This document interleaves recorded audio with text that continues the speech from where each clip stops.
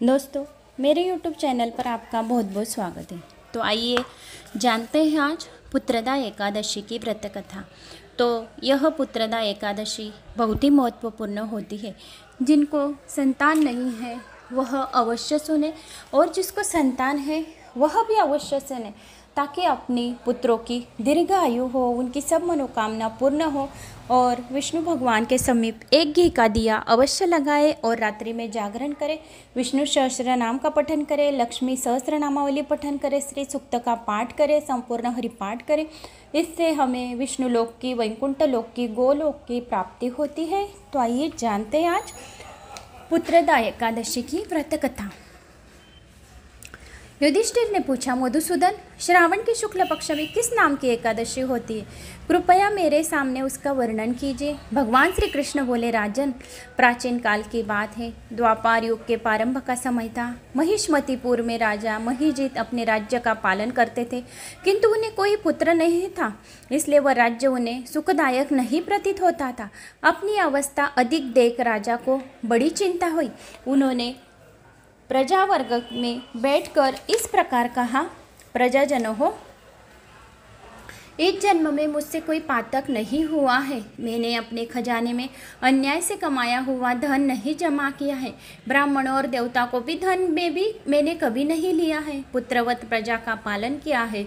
धर्म से पृथ्वी पर अधिकार जमाया है। दुष्टों को चाहे वे बंधु और पुत्रों के समान ही क्यों न हो रहे हो दंड दिया है। शिष्ट पुरुषों का सदा सम्मान किया है और किसी को द्वेष के पात्र नहीं समझा है। फिर क्या कारण है जो मेरे घर में आज तक पुत्र उत्पन्न नहीं हुआ और लोग इसका विचार करें? राजा के वचन सुनकर प्रजा और पुरोहितों के साथ ब्राह्मणों ने उनके हित का विचार करके गहन वन में प्रवेश किया। राजा का कल्याण चाहने वाले वे सभी लोग इधर उधर घूमकर ऋषि सेवत आश्रमों की तलाश करने लगे। इतने में उन्हें मुनि श्रेष्ठ लोमेश जी के दर्शन हुए। लोमेश जी धर्म के तत्वज्ञ, संपूर्ण शास्त्रों के विशिष्ट विद्वान, दीर्घायु और महात्मा है। उनका शरीर लोम से भरा हुआ है। वे ब्रह्मा जी के समान तेजस्वी है।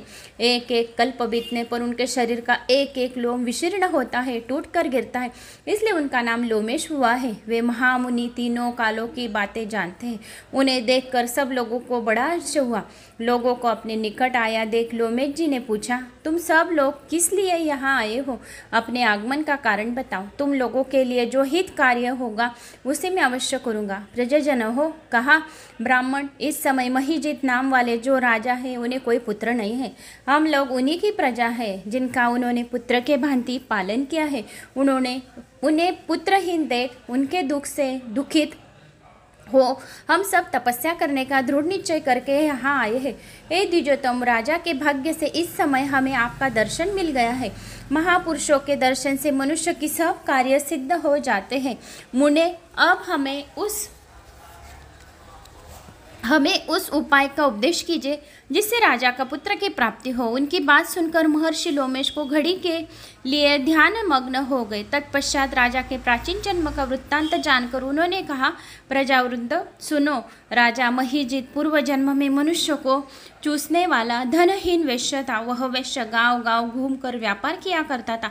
एक दिन ज्येष्ठ के शुक्ल पक्ष में दशमी तिथि को जब दोपहर का सूर्य तप रहा था, वह किसी गांव की सीमा में एक जलाशय पर पहुंचा। पानी से भरी हुई बावली देखकर वैश्य ने कहा, जल पीने का विचार किया। इतने में वहां अपने बछड़े के साथ एक गौ भी आ पहुंची। वह प्यास से व्याकुल और ताप से पीड़ित थी। अंत बावली में जाकर जल पीने लगी। वैश्य ने पानी पीती हुई गाय को हाँक कर दूर हटा दिया और स्वयं पानी पीने लगा। उससे पाप कर्म के कारण राजा इस समय पुत्रहीन हुआ है। किसी जन्म के पुण्य संचय उन्हें निष्कंटक राज्य की प्राप्ति हुई है। और प्रजाजनों का ने कहा, मुनि पुराणों में उल्लेख के प्राचित रूप से पुण्य से पाप नष्ट होते हैं और ऐसे पुण्य कर्म का उपदेश कीजिए जिससे आप उस पाप का नाश हो जाए। लोमेश जी बोले, प्रजाजन हो, श्रावण मास के शुक्ल पक्ष में जो एकादशी होती वो पुत्रदा नाम से विख्यात है। वह मनोवंचित फल प्रदान करने वाली है। तुम लोग उसका व्रत करो। यह सुनकर प्रजाजनों ने मुनि को नमस्कार किया और नगर में आकर विधि पूर्वक पुत्रदा एकादशी के व्रत का अनुष्ठान किया। उन्होंने विधि पूर्वक जागरण भी किया और उसका निर्मल पुण्य राजा को अर्पण कर दिया। तत्पश्चात रानी में गर्भधारणा किया और उसके प्रसव के समय आने पर बलवान पुत्रों को जन्म दिया। इसका महात्म्य सुनकर मनुष्य पाप से मुक्त हो जाता है तथा यह लोक में सुख पाकर परलोक में स्वर्गीय गति को प्राप्त होता है। तो दोस्तों, यह रही श्रावण मास के पुत्रदा एकादशी की व्रत कथा। अगर आपको ये मेरी व्रत कथा अच्छी लगी हो तो एक लाइक, चैनल को सब्सक्राइब करें, कमेंट्स में ओम नमो विष्णुवे नमः, ओम नमो भगवते नमः अवश्य करें और ज़्यादा से ज़्यादा लोगों को शेयर